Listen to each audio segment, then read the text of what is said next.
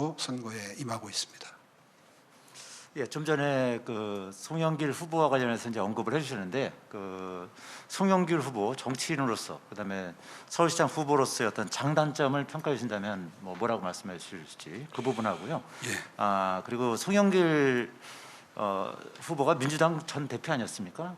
전 대표로서 대선 패배에 나름대로 책임이 좀 있는데 송영길 후보가 출마하는데 명분이 좀 없다 이런 평가도 많이 있습니다. 이에 대해서는 어떻게 생각하십니까?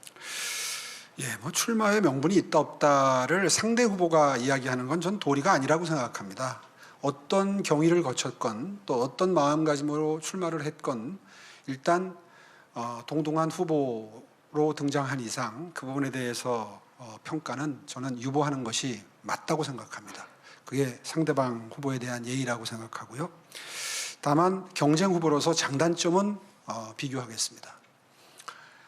장점은 이번 선거에 임하면서 부동산 정책에 관한 한 저희 국민의힘이 그동안 주장해 오던 입장을 거의 유사하게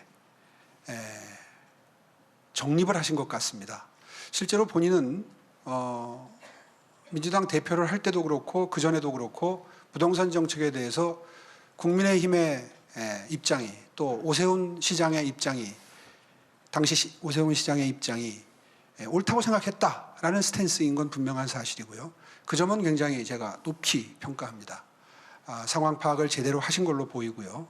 다만 아쉬운 점이 있다면 거의 민주당의 당내에서도 오피니언 리더급이시고 또 당 대표도 결국 하셨는데 그때는 이것을 관철시키지 못한 것에 대해서는 정말 준엄한 국민적 평가가 따라야 될 부분이라고 생각을 합니다.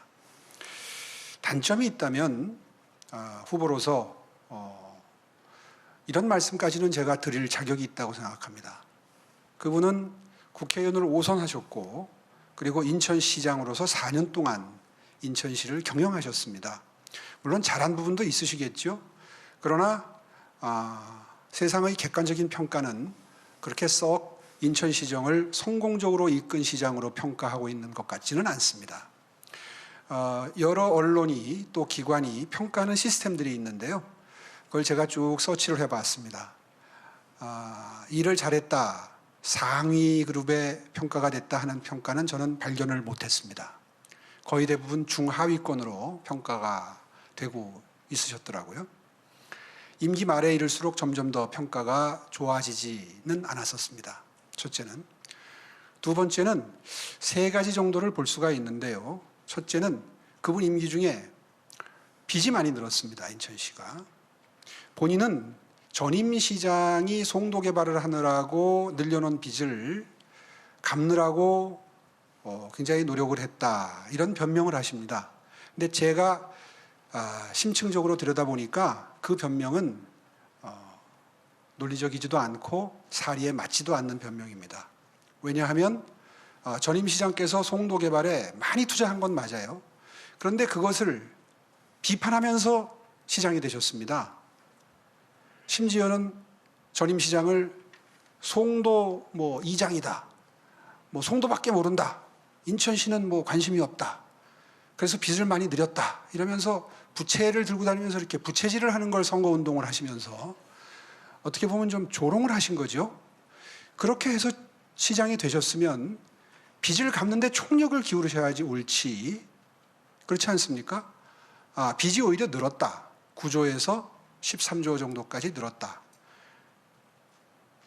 재정 상태를 모르고 시장이 되셨나요? 그런데 4년을 일을 하시고도 빚이 늘어난 거에 대해서 전임 시장 탓을 한다? 이것은 사리에 맞지 않는 말씀이라고 생각합니다. 첫째는.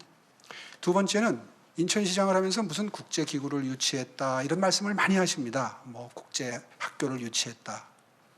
그거 다 전임 시장님이 송도 개발해 놓은 덕분입니다. 송도라고 하는 빈 공간이 생기지 않았으면 그런 유치가 불가능했죠. 적어도 전임 시장님께 그 점에 대해서는 경의를 표하시기 바랍니다. 옳지 않습니다. 두 번째로는 청렴지수입니다. 저는 5년 동안 시장 직수하면서 청렴도 1등을 2번 만들었습니다. 아시다시피 제 취임 이전에 서울시의 별명은 복마전이었습니다. 서울 경기가 지자체 평가에서 늘 최하위였습니다. 그럴 수밖에 없죠. 이해관계가 걸린 인허가가 많은 곳일수록 부패가 심할 수밖에 없죠. 그 서울시를 저는 청렴도 1등을 2번 만들었습니다. 그건 정부 평가입니다. 객관적인 평가입니다. 인천시는 청렴도가 만년 하위였습니다. 세 번째, 가장 중요한 겁니다. 공약 이행률입니다. 인천시장으로 4년 재임하고 나서 마지막 해에 매니페스토 실천본부에서 평가한 평가가 매우 좋지 않습니다. 공약 이행률 15%입니다. 저는 깜짝 놀랐습니다. 대부분의 지자체들의 공약 이행률은 적어도 60, 70%는 넘습니다. 저는 그보다 훨씬 높았고요. 작년에 그 어려운 시의회 상황에서도 제가 했던 작년 보궐선거 189개 공약은 100% 착수율을 기록하고 있습니다. 많은 비교가 될 겁니다. 이렇게 그분의 업무 수행 평가, 청렴도, 비제 증감 이런 종합적인 평가를 해보면 결코 인천시장으로서 성공한 시장은 아니셨다. 이 점을 정말 정확하게 짚고 선거 전에 임했습니다.